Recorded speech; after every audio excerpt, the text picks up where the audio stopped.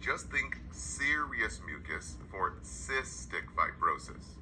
We find sticky mucus in the lungs and digestive system, which can clog the respiratory tract, leading to major oxygenation issues, and also obstruct the pancreas, leading to digestive issues. Since insulin and enzymes can't get out to help digest fat and protein, this leads to poor weight gain and failure to thrive, meaning that eventually these will lead to a shorter lifespan if not properly cared for. Now for the pathophysiology.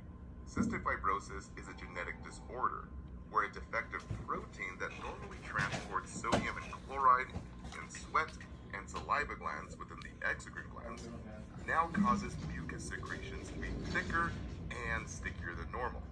This mucus builds up in the lungs, leading to recurrent respiratory infections and damage the alveoli, resulting in pneumothorax or collapsed lung. Very, very deadly. So the signs and symptoms to watch out for, and write these down, these are the most tested. Respiratory failure is priority, specifically oxygen saturation and airway. So look for the key terms: low pulse oximeter reading, normally between 95 and higher, and sudden drop in oxygen saturation. Now these are critical. Write down these key terms. These are deadly signs and are typically the most tested signs, as it can indicate early sign of critical airway clogging or even pneumothorax. So these findings would need immediate action.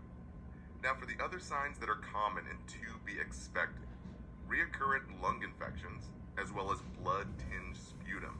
Now this might sound weird as a normal finding, but just think about it here.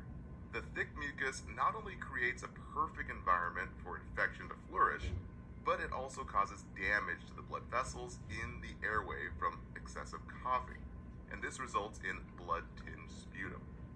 Now weight loss and loss of appetite is also to be expected, due to the clogging of the pancreas that normally secretes digestive enzymes to help break down those carbs, fats, and protein. So impaired digestive enzymes results in poor breakdown and poor absorption of essential nutrients. And lastly, constipation and loose fatty stools, called staturia, are common due to the mucus buildup and lack of enzymes to help break down fat, as well as lack of water and salt that normally keep the intestines lubed up. Now for diagnostics, we have a sweat chloride test as well as DNA and stool tests.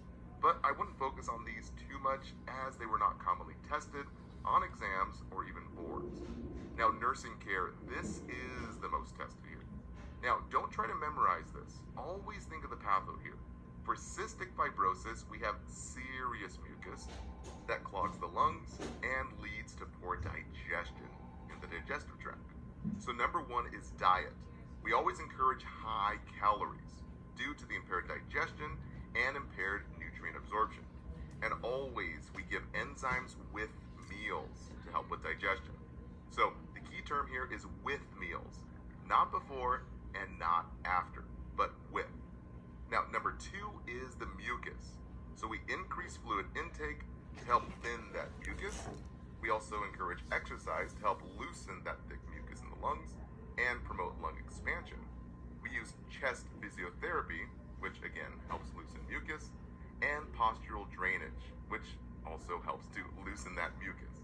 Now, Kaplan mentions expected intervention for clients with cystic fibrosis. The key term there was postural drainage as an intervention. Now, lastly, a really weird one here is number three, financial counseling.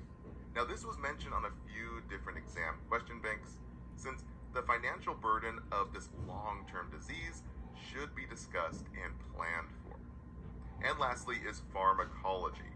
Now, the most tested drug to focus on was acetylcysteine, brand name Mucomyst. So let's play that segment now from our pharmacology master course. Next is acetylcysteine, brand name Mucomyst. The indication here is it helps loosen and thin mucus secretions for serious mucus like cystic fibrosis. So guys, think serious mucus like cystic fibrosis, we use acetylcysteine. Now it's the antidote for Tylenol overdose. So we think acetylcysteine blocks acetaminophen. And it's also given before the cath lab to protect the kidneys from that contrast dye. So we always say acetylcysteine protects the kidneys. Big side effect is we have to be cautious with asthmatic patients. Now the big key point here is it's not safe and can cause worsening bronchospasms. So always clarify any prescription that is given for asthmatic patients. And a big patient education, guys, the rotten egg smell, that's completely normal. All right, guys, that